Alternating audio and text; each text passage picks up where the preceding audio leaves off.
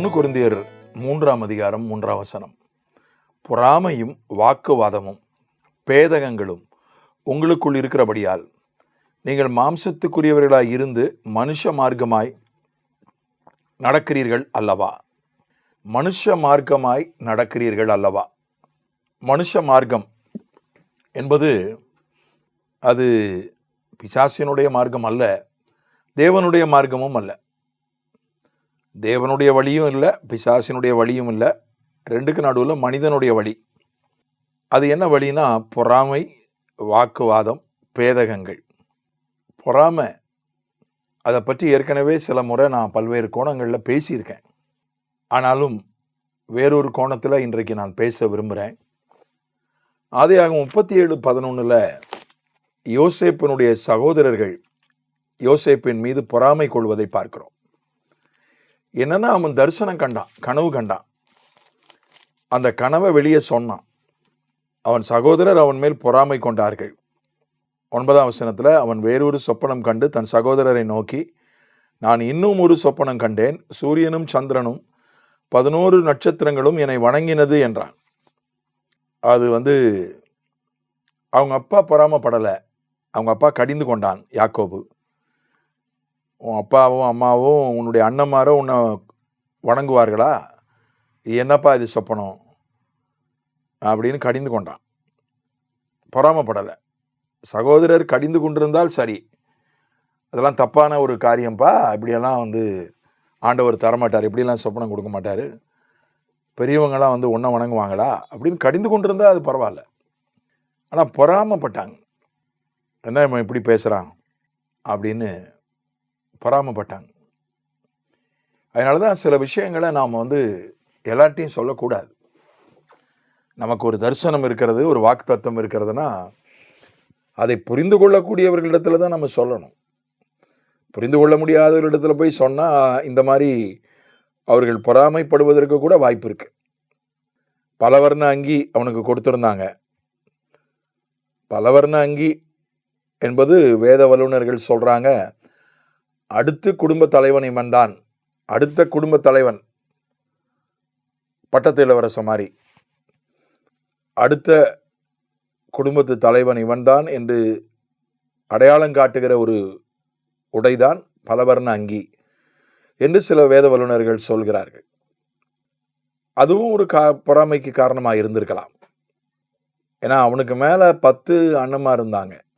நாங்கள் 10 அண்ணன்மார் இருக்கோம், 11ஆவது மகனுக்கு தலைமை பதவியா என்று பொறாமைப்பட்டிருக்கலாம்.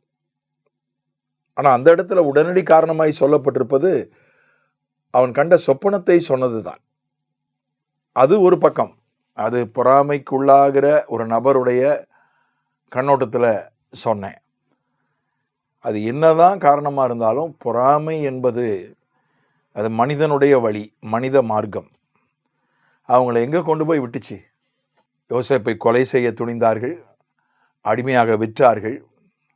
அப்பா வருஷ கணக்கில் அழுதுட்டுருக்காரு. அப்போ கூட மனசு கரையிலையே.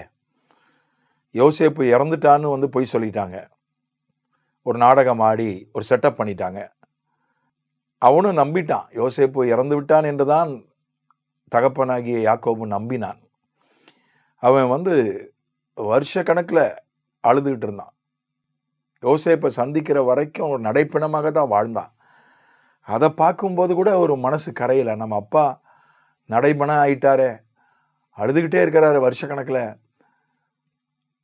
அப்படியாவது உண்மையை சொல்லிடுவோம், இல்லை நாங்கள் அவன் சாகலை, அவனை அடிமையாக விற்றுட்டோம் அப்படின்னு நாங்கள் விற்றுட்டோன்னு சொல்லாட்டா கூட எப்படியாவது வேற மாதிரி சொல்லியிருக்கலாம், அவன் உயிரோட தான் இருக்கான்னு வேற மாதிரி சொல்லியிருக்கலாம். அவங்க இருதயத்தை கடினப்படுத்திடுச்சு பொறாமை.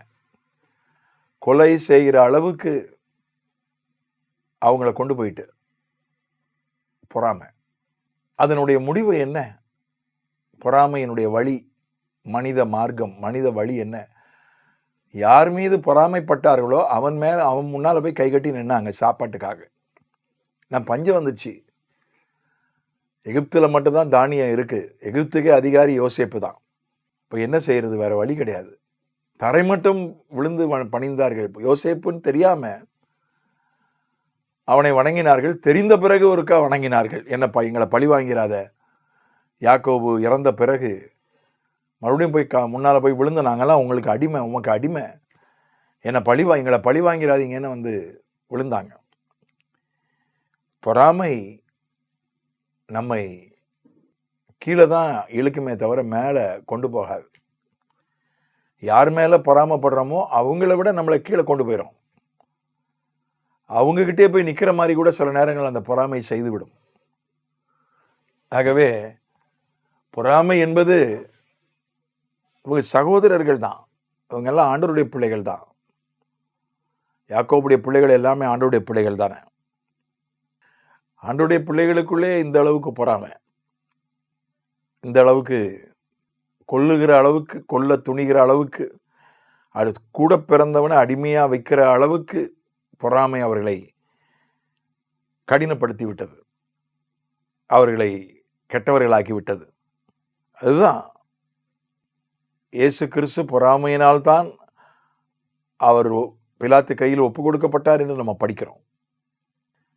பரிசேயர்களுக்கும் வேதபாரகர்களுக்கும் யூத பிரதான ஆசாரியர்களுக்கும் யூத மத தலைவர்களுக்கெல்லாம் பொறாமை. இவ்வளவு கூட்டம் இவருக்கு வருதே, இவ்வளவு கூட்டம் வருகிறதுன்னு பொறாமை. அதனால் அவரை பொய் குற்றஞ்சாட்டி கைது பண்ணி ரோம கவர்னர் இடத்துல கொண்டு போய் ஒப்படைத்தார்கள், மரண தண்டனை கொடுக்கும்படியாக. பவுல் போகிற இடமெல்லாம் ஊழியத்தில் பிரச்சனை பண்ணது யூதர்கள் தான், பெரும்பாலும் யூதர்கள் தான் பிரச்சனை பண்ணாங்க, பொறாமையால் தான். பவுல் ஒரு யூதன், அவனுக்கு இவ்வளோ கூட்டம் வருதே, இவ்வளோ அற்புதம் நடக்குதே, பொறாமை. யூதர்களும் அவங்களும் ஆண்டவருடைய பிள்ளைகள் தானே, ஆண்டவருடைய ஊழியக்காரர்கள் தானே. ஊழியக்காரர்களுக்குள்ளே பொறாமை, தேவ பிள்ளைகளுக்குள்ளே பொறாமை. அந்த பொறாமையின் வழி அது மாமிச வழி, மனித வழி. அது கொண்டு போய் ஒரு கீழான நிலையில கொண்டு போய் விட்டுரும், ஒரு மோசமான ஒரு முடிவில் கொண்டு போய் விட்டுரும். ஆகவே அதை வந்து போட்டி தான் போடுறேன், எனக்கு பொறாமை இல்லைன்னு சொல்லுவாங்க. ஆனால் பல நேரங்களில் போட்டி என்கிற போர்வையை பொருத்தி கொண்டு பொறாமை வருகிறது. போட்டி இருக்கலாம், பொறாமை இருக்கக்கூடாது என்று சொல்வார்கள். சில நேரங்களில் போட்டி தேவைப்படுகிறது, சில விஷயங்களில் நான் மறுக்கவில்லை. ஆனால் போட்டி என்கிற வேஷத்தை போட்டுக்கொண்டு பல நேரங்களில் பொறாமை வந்து விடுகிறது. நாம் கவனமாக இருப்போம், பொறாமையின் வழியில் போகாமல் ஆண்டவருடைய வழியில் போவோம். ஆமென்.